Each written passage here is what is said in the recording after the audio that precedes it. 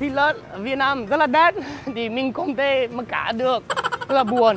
Rồi thiện, rất là thiện, đúng không? Ok, chỉ cần là hơi hơi xương xương á, đấy, hơi hơi xương xương.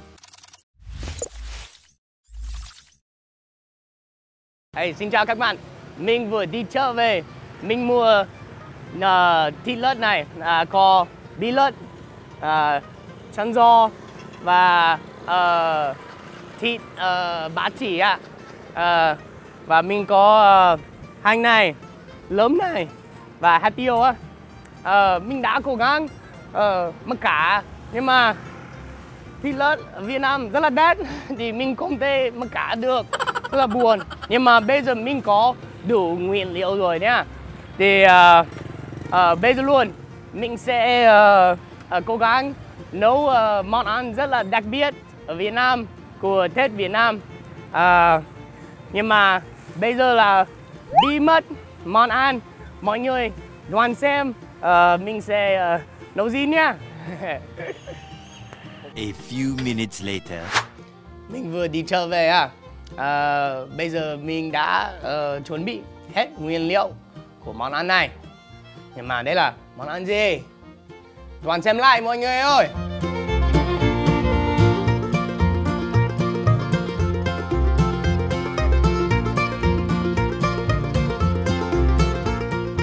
Đấy, đây là món ăn thịt đông.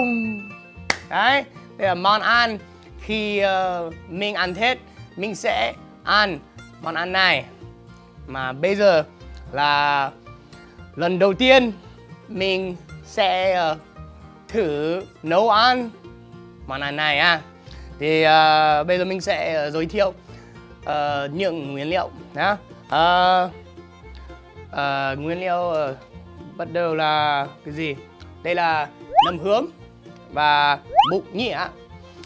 Và thịt này mình có thịt ba chỉ và bi lợn và cái gì là chân giò à. Và bên cạnh có hết gia vị ạ. Ok.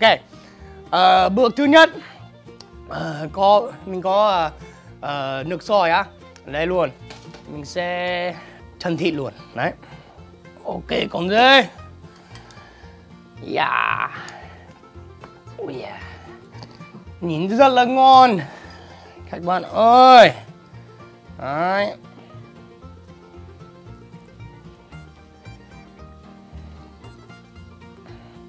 Bà chỉ này. Ôi à. Ok. Đấy.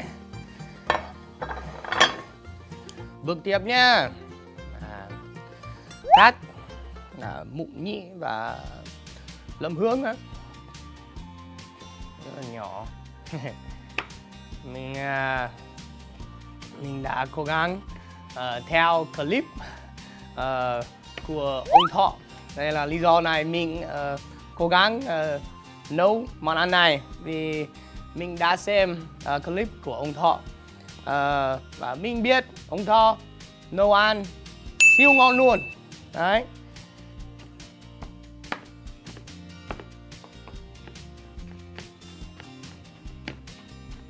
Ồ, đấy, nước sôi xong rồi. Ok, còn gì? Đấy. Đấy. Wow, wow.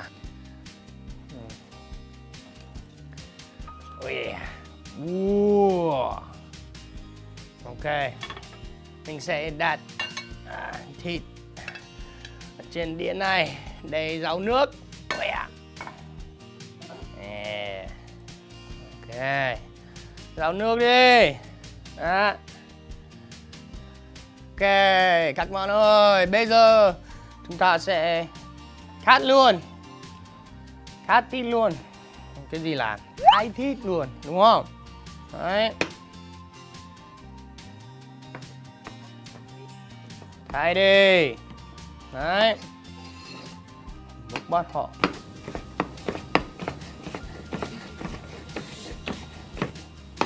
Ok, còn gì? Thơm thế. Trời ơi. Mình có một mẹo cho các bạn.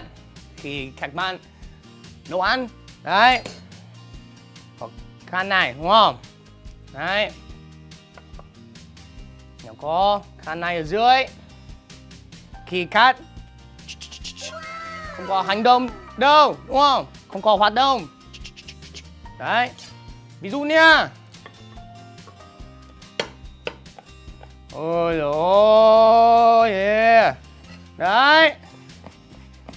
Hiểu hết chưa? Đúng rồi. Oh yeah. Lời thiện. Rất là thiện. Đúng không? Ok. Thay hết thịt rồi.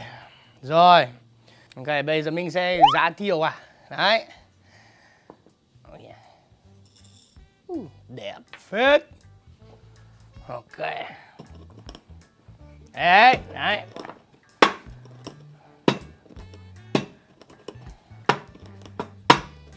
Oh yeah. Thơm lắm. Ôi ôi.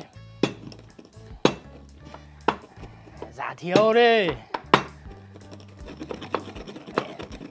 Hết luôn. Đấy.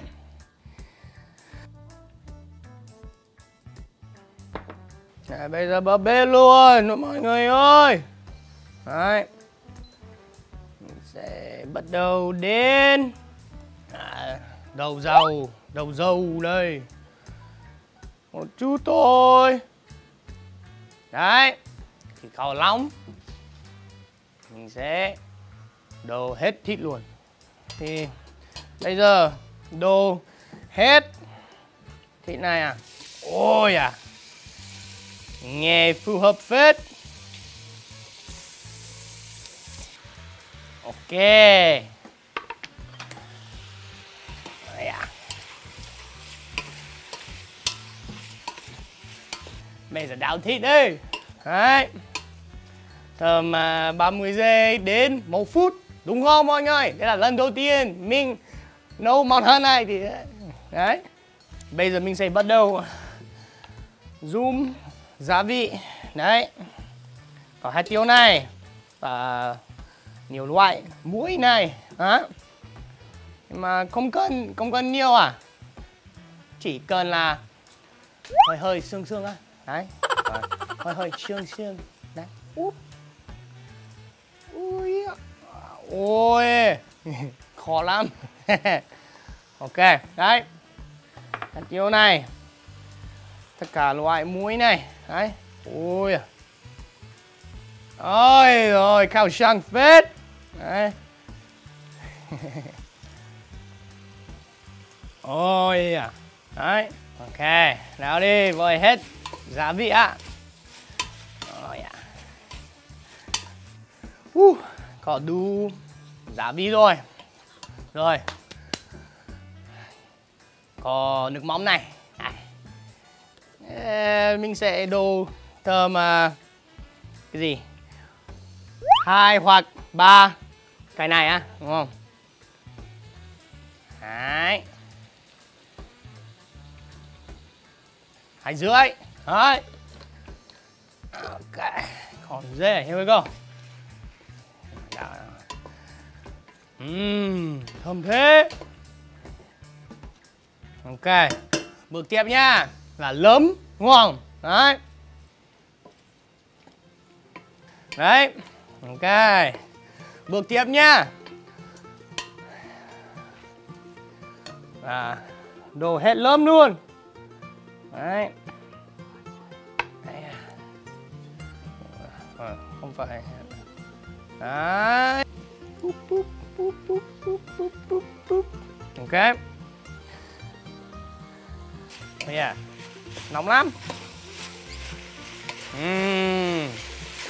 Nhưng mà ngon. Bây giờ đổ nước đi. Ok, con dê. Đây. Đúng rồi. Ok, lên lửa này. Ok, được. Khi nước sôi, chúng ta sẽ liên tục hất bọt. Sau đó để cho nước trong. Đấy. Rồi, chúng ta sẽ giảm nhiệt độ đến nhỏ vừa. Sau đó chúng ta sẽ cái gì? Ninh tầm 1 tiếng rưỡi đến 2 tiếng á. Đấy. Ok. Ở ngoài mọi người ơi. Đấy. Bây giờ ninh xong rồi, chúng ta sẽ cho ra bát. Đấy. Ồ, thơm thế. Ôi rồi. Mình nghĩ nó có thành công rồi à. Đấy. Bây giờ cho ra bát để cho nguội. Rồi mình sẽ cho vào tủ lạnh 1 nửa ngày, đúng không? Đấy. Món ăn này nấu rất là lâu á. Trời ơi. Ok, cho vào tủ lạnh đi. Cuối cùng mình có một người này xong rồi. Đấy. Mình nghĩ món ăn này có thành công không các bạn ơi? Có thành công không? Ôi rồi à, thành công lắm đúng không? Đấy. Ok, bây giờ mình sẽ cố tắc. Đấy. Đấy. Chắc là xong rồi. Bây giờ lấp đi.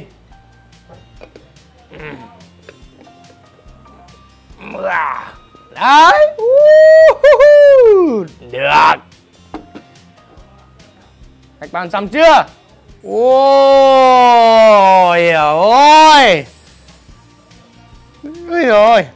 Mình rất là ngạc nhiên. Mình đã thấy mình không thể làm thành công rồi. Nhưng mà bây giờ ôi dồi. Điều không phết. Là bây giờ mình có cơm trắng, mình sẽ ăn thử với á. Đấy. Ok. Rồi các bạn ơi, món ăn này trông rất là ngon. Đấy. Đấy.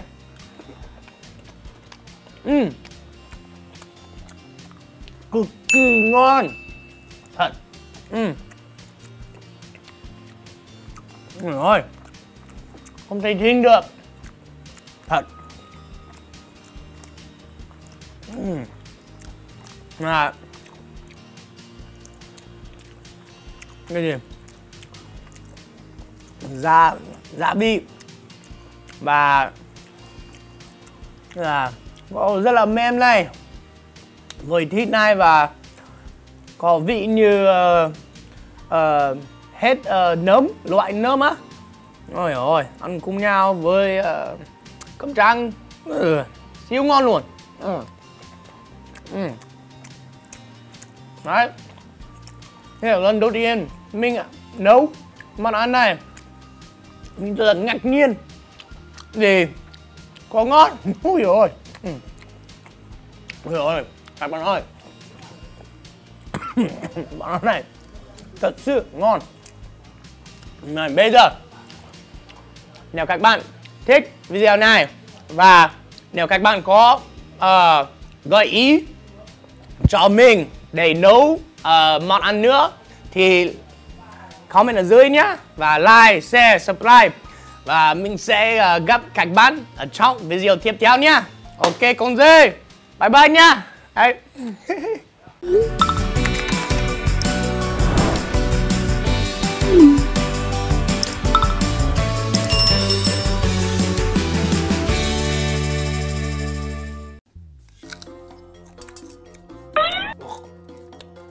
Super sour. You get a whiff of this, you're gonna have to call the fire department. Oh, gross.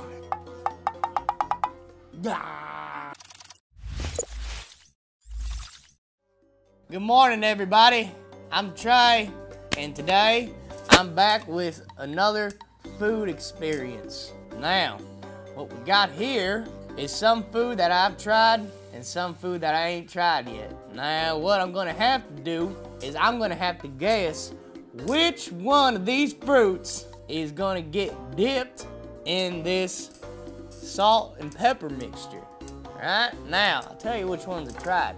Right now we have meat, which in English is known as jackfruit. This is Mia. In English, this is known as sugarcane. This is soziung. Now this is durian. I ain't tried durian yet. Today's gonna be my first time. I don't know this word in English, but this is what is known as quả cóc. This is some type of apple. In Vietnamese, it's known as quả giỏi, I think. I could be wrong. This one, I ain't tried yet. This is what's known as vu sữa. This will also be my first time eating. I know y'all know what this is. We got a lot of these back where I'm from. This is củ đậu. In English, known as jicama. So, the ones I ain't tried yet, we have vu sữa and soziung. I don't know which one I'm gonna dip in here. I know for a fact that I ain't about to dip no goddamn jackfruit in no goddamn salt. But I'll tell you what, even though I ain't about to dip this in no goddamn salt, I'm still gonna eat myself some jackfruit because, oh man, I don't know if you've been a day without jackfruit before. Well, I have. I've been a couple days without no jackfruit. You gotta eat this with some yogurt or maybe some tatua. I reckon that's pretty good. Now, don't forget to save your seeds and cook them later. Don't throw these away. These can be cooked. On to the next, on to the next. Mia? Now this is sugar cane. You're definitely not gonna dip this in no salt unless you just swing some type of way. You know what I mean?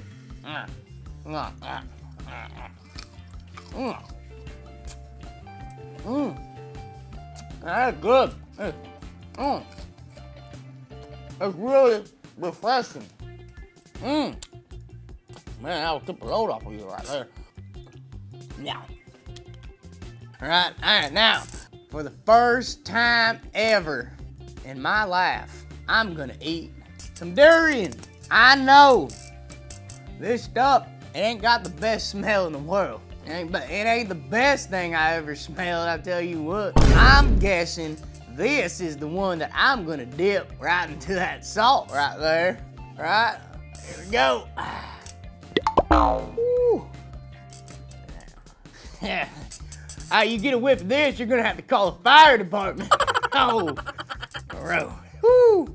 All right, now we're gonna go. Hey, first, let's try to eat it. That's real strong. It's mighty strong. I reckon that's pretty good. One. All right. In Vietnam, if you think something tastes really good, you're gonna say one. We're gonna go on ahead, dip it into some salt pepper mixture. See, spices things up a bit. Let me get it right there. You know what I mean? All right.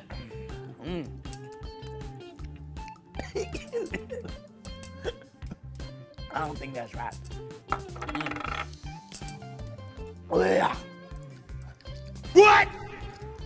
Tastes kind of like garlic. It ain't bad. I'll tell you what. One. Get another one in there because it's so good. My new favorite dish. Y'all gonna try this. Quả cóc. Hey, if y'all know what this word is in English, can y'all please comment below? Let me know, because I ain't never heard nothing like this in English language before. Super sour. I think this one's gonna have to get some salt.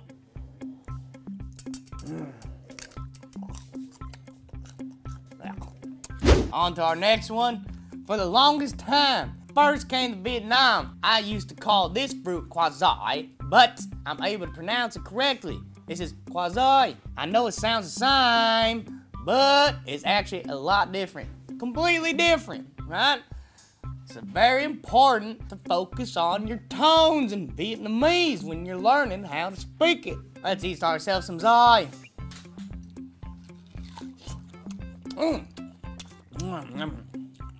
This is quite possibly the most refreshing fruit that you're ever gonna have. I know you ate yourself some oranges. I know you ate yourself some grapefruit. You ate yourself some pineapple, but you ain't ate yourself some quasi, because this stuff's, man, talk about refreshing and filled with water.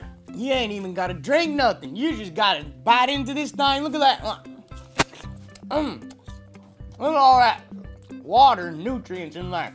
I guess this is some type of apple. All right, now you can also dip it yourself some nice flavored salt. Good old MSG. All right, if you want, you can dip it into yourself some salt, but you ain't like to dip it in no salt. You ain't got to dip it in no gosh darn salt. I'll tell you what, it's good just as it is. This is known as Busa. This is my first time ever digging into it. So what I'm gonna do right now is dig on in. What?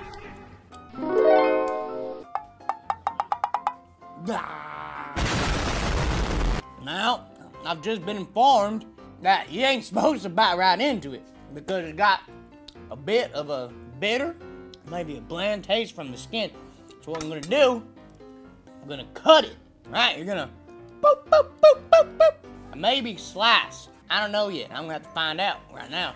But what I do know is why they have, this is milk that it's got in there. Tastes pretty good. I'm gonna go on ahead. All right. Oh. Right now, I'm just guessing on how to eat this. If I ain't eating it right, y'all tell me. Hey, Trey, get it right. Oh yeah. Woo! Now that's good. Wow.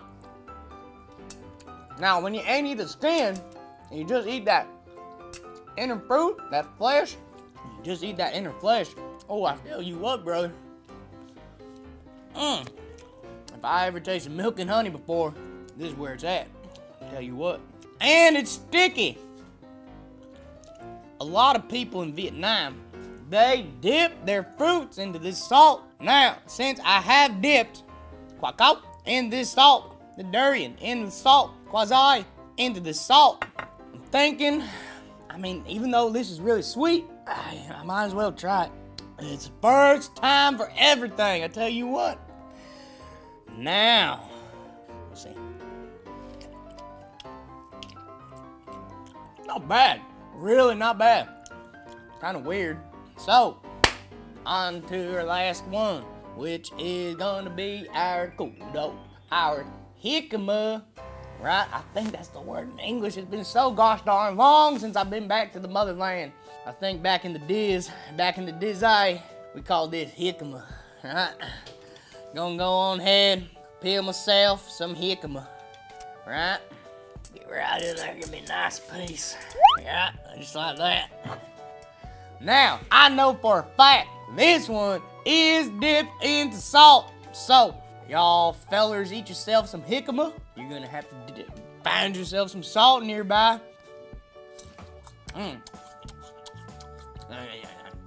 That salt's strong.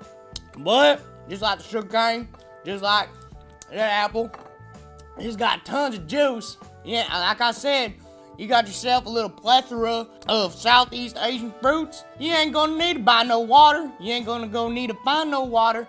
You got it all right here, right? Fruits in Vietnam are outstanding and extremely revitalizing, nutritious. Just about everything under the sun you can think of that's good, they got it here in Vietnam. On top of that, there's so many fruits I ain't never heard of before. Example, I ain't never heard of this one. I ain't never heard of that one. I ain't never heard of all these right there. Plus, tons more. If I had to pick one of these out of these, not all of them in Vietnam, I would choose. This one was my favorite one of the day, right? Usually, it's the meat. Very common, I eat this with yogurt quite often. But as far as today goes, the one that blew my mind the most was this one right there. And the one that was probably the most difficult for me to eat was this quả cóc right here, because it's super sour on a regular basis. I love the juice from the cóc. Today, eating fresh cóc was extremely difficult. This was an amazing experience. I hope you guys found this somewhat informative or entertaining, especially if you ain't been to Vietnam yet. Now you know a little something or two about the indigenous fruits of this region. Anyways, and if you have tried any of this, y'all comment below. Let me know how it go. And as always, like, subscribe, share, and we will see you on the next video. Bye bye nha.